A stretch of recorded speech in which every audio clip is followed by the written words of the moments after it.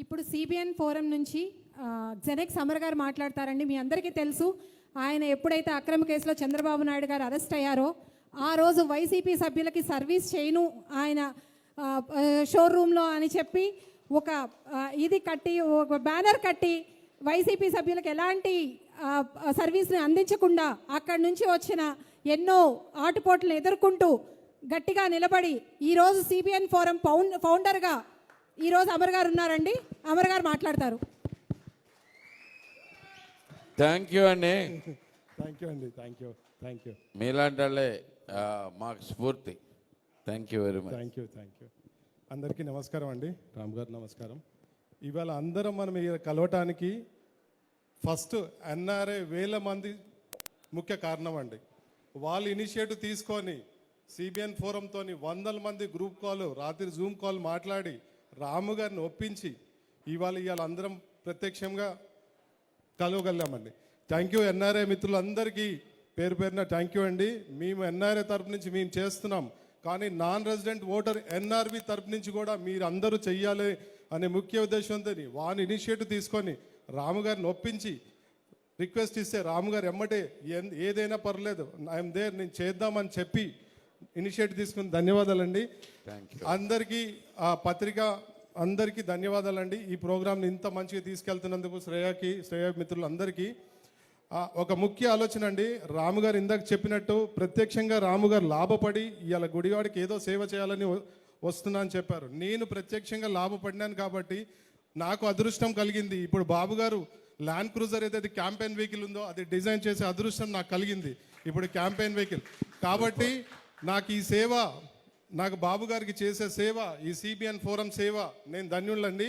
కాకపోతే రాము గారు ప్రత్యక్షంగా లాభపడి సేవ చేయాలనే ఉద్దేశంతో ఈ ఇనిషియేటివ్ తీసుకొని ముందుకు వచ్చినారు. కాబట్టి మనం అందరం రాము గారికి సపోర్ట్ చేసి ఈ అవకాశాన్ని ఇవ్వాలనే ముఖ్య ఆలోచన అండి. ఎందుకంటే సేవ చేయాలంటే గుట్కా, గడ్డము, తాయెత్తులు ఇవేదో అర్హత కాదండి. సేవ చేయాలంటే ఒక మంచి గుణదం, రాముడు లాంటి రాముడు పరిపాలన చేసే ఒక మంచితనం కావాలి. అది మన రాము గారిలో మనం చూస్తున్నాం అందరం. ఎందుకంటే రామరాజ్యం చేయడానికి రాముడికి ఇవన్నీ లక్షణాలు అవసరం లేదండి. రాముడు ఎలా రామరాజ్యాన్ని చేశారో రామరాజ్యమే మనకి ఎగ్జాంపుల్ అండి. పరిపాలన అంటే రామరాజ్యం ఎగ్జాంపుల్. అది మన రాము గారిలో మనం అందరం గుర్తిస్తున్నామండి. అందరం గుర్తించి ఇవాళ ఇది చేయడానికి ముఖ్య కారణమే అదండి. వేరే లక్షణాలు ఏం అవసరం లేదండి. బూతులు, రఫ్ఫు ఇవన్నీ అవసరం లేదండి. తాయెత్తులు, గడ్డాలు ఇవన్నీ అవసరం లేదండి. 22 డెకేడ్స్ నుంచి అండి, 20 ఏళ్ల నుంచి మనం చాలా ఇబ్బంది పడుతున్నాము, చాలా అవమానపడుతున్నాము. తెలుగు జాతి అవమానపడుతున్నాము. తెలుగు జాతి అంటే బూతులనే, తెలుగు జాతి, తెలుగు గడ్డ అంటే బూతులనే ఇబ్బంది పడేలాగా చేస్తున్నాము. అది అంత కావాలి, మారాలి అంటే ఓన్లీ మనకున్న రాముగారే ఇదే అండి. మీరు అనుకుంటున్నారు రాముగారు సాఫ్టేమని. రాముడు సాఫ్టేనండి. అవసరం వస్తే యుద్ధం చేసి రావణాసుని కూడా ఇచ్చేశారండి. అది మన రాముగారు చేయగలుగుతారండి. ఇప్పుడు అవసరం లేదు, ఇప్పుడు ముందుకు వెళ్తున్నారు. రేపొద్దున మన కోసం అవసరం వస్తే ఏదైనా చేయగలుగుతారండి. ఏమండి? తప్పకుండా. థ్యాంక్ యూ అండి. Thank you. ఇప్పుడు ఏంటంటే మీరు చాలా మంది చాలా అడిగారండి రాము గారిని. రాము గారు మీరు సాఫ్ట్ ఉన్నారు, మీరు ఎక్కడి నుంచి వచ్చారు, వెళ్ళిపోతారు. ఎందుకు వెళ్ళిపోతారండి? అక్కడ పుట్టిన వాళ్ళు ఎక్కడికి పోతారండి? ఎక్కడ పుట్టిన వాళ్ళు ఎక్కడికి పోరండి. ఇది నాకు అందరూ వచ్చి మీరు లేదు నా ఫ్రెండ్స్ వచ్చి ఇలా అనుకుంటున్నారంట అంటారు.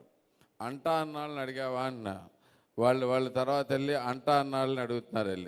వెళ్ళి వాళ్ళు కూడా ఎవరో అనుకుంటున్నారంట అని చెప్పారండి నాకంటారు. ఏది ఇక్కడ గుడివాడంతా అంటా బ్యాచ్ ఎక్కువ అనమాట. ఊరకే నువ్వు అనుకుంటున్నావా అని అడిగితే ఎవరు అనుకోరు. నేను ఆల్రెడీ సంవత్సరం నుంచి ఉన్నా. నేను ఎక్కడ పుట్టానో ఏం చేశానో అందరూ స్టడీ చేసుకున్నారు, ఏం చేశానో అని. నేను వెళ్ళిన తర్వాత కూడా, యుఎస్ వెళ్ళిన తర్వాత కూడా తను ఎన్ని రోజులు ఉన్నాడో ఈ గుడివాడలో, నేను ఇప్పటిదాకా లెక్కేసుకుంటే నేనే ఎక్కువ రోజులు ఉన్నాను ప్రస్తుతం ఎమ్మెల్యే కంటే. అంతవరకు నేను గ్యారంటీకి చెప్పగలను. సో ఇలాంటి సోది మాటలు నమ్మడం మానేశారు.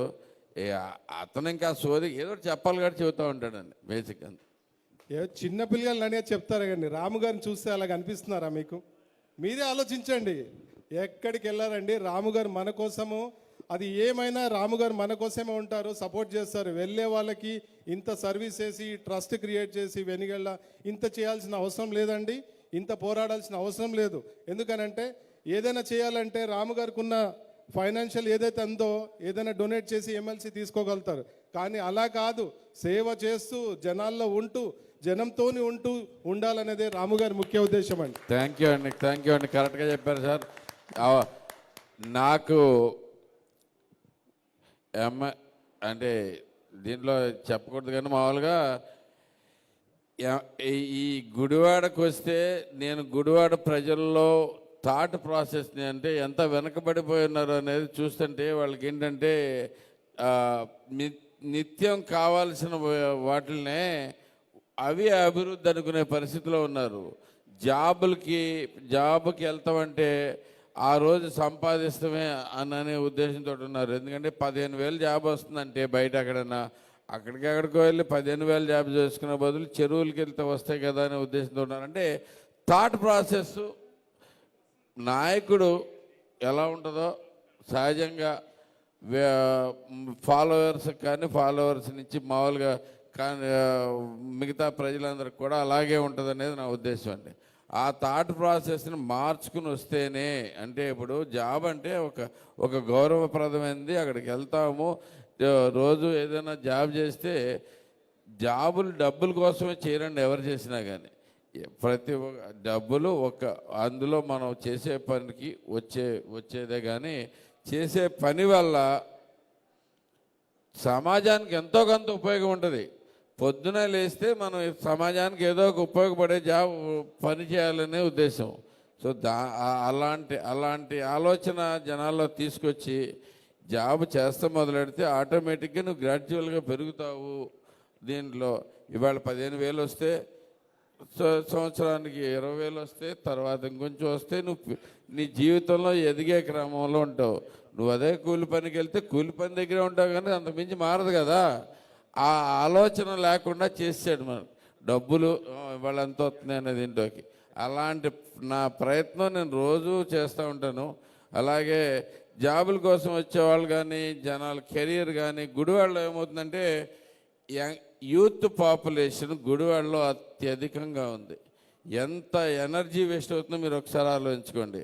అలాగే ఉమెన్ పాపులేషన్ బాగా ఎక్కువ ఉంది. మనకి రాష్ట్ర యావరేజ్ కంటే ఉమెన్ పాపులేషన్ గుడివాడలో ఎక్కువ ఉంది. దానిలో చాలామంది గృహిణులుగా ఉండిపోతున్నారు. ఓకే, హస్బెండ్ ఎక్కడికోసారి బయటకు వెళ్ళి పని చేసి వస్తారు, ఏదైనా చేసుకుని వస్తారు, చిన్న వ్యాపారం చేసుకుంటారు, ఏదైనా చేస్తారు. వీళ్ళు హౌస్ వైఫ్ల కింద ఉండిపోతున్నారు. అంటే ఎంత ఎనర్జీ వేస్ట్ అవుతుంది. వీళ్ళందరికీ స్త్రీ శక్తి అనే ప్రోగ్రాం తీసుకొచ్చి మిగతా వాళ్ళకి జాబులను తీసుకొచ్చి అంటే ఉపాధి కల్పన అనేది ప్రధాన ధ్యేయంగా వెళ్తా ఉన్నాడు. మనకి అభివృద్ధి అంటే ఏంటి? ఈరోజు ఒక రకంగా బతికాం.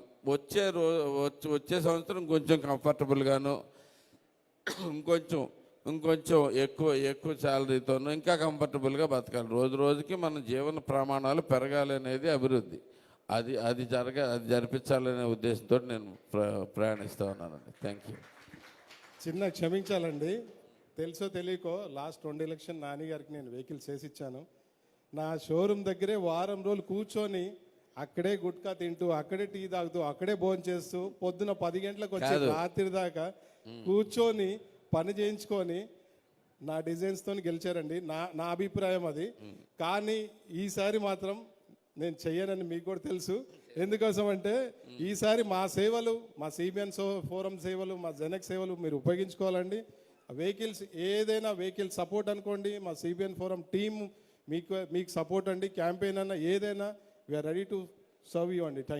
థ్యాంక్ యూ వెరీ మచ్ అండి. మీరు చెప్పినట్టు మీరు కూడా అప్పుడు 6 రోజులు మంచి ఫ్రెండ్ ఏమో అనుకున్నారు కదా. సహజంగా అదే ఆయనకుండే ఏకైక లక్షణం అది. మనం అనుకుంటాం ఫ్రెండ్ అని, ఆయనకి ఎవరు ఫ్రెండ్స్ కాదు.